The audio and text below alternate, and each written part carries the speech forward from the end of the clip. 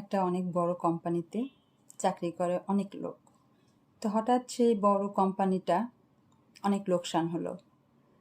তো একদিন যখন সব কর্মচারীরা দুপুরে খাবার খেতে গেল, তখন খাবার খেয়ে ফিরে তারা দেখে যে গেটের সামনে একটা নোটিশে লেখা আছে, আমাদের কোম্পানির ক্ষতির জন্য যে দায়ী সে গতকালকে মারা গেছে এবং তার লাশটা সেমিনার কক্ষে রাখা আছে।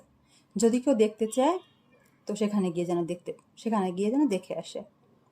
তো সবাই তো অবাক যে আমাদের সহকর্মী আমাদের এখানে চাকরি করতো, সে তার জন্য ক্ষতি হয়েছে। সবাই তো অবাক যে কি ব্যাপার, কেমনি কি হলো, আর সে গতকালকে মারাও গেছে। তো কে আমাদের মধ্যে থেকে কে হতে পারে? তো সবাই অনেক কৌতূহলবশত সবাই সেমিনার কক্ষে গেল। সেমিনার কক্ষে গিয়ে তারা কফিনের সামনে গেল। তারা খুবই অবাক হয়ে মানে ওদের আগ্রহে অপেক্ষা করতে লাগলো যে কে সেই ব্যক্তি যে আমাদের চলার পথে আমাদের প্রতিষ্ঠানকে লোকসানের সম্মুখীন করলো এবং আমাদেরও ক্ষতি করলো।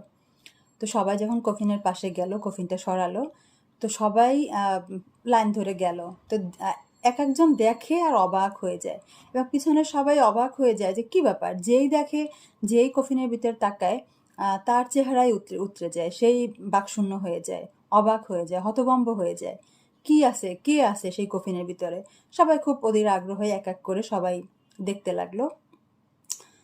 তো সেই কফিনের মধ্যে আসলে রাখা ছিল একটা আয়না। তো সেই কফিনের দিকে তাকাচ্ছে, সে তার নিজের চেহারায় দেখতে পাচ্ছে এবং অবাক হয়ে যাচ্ছে যে নিজের চেহারা দেখা যাচ্ছে আর কি।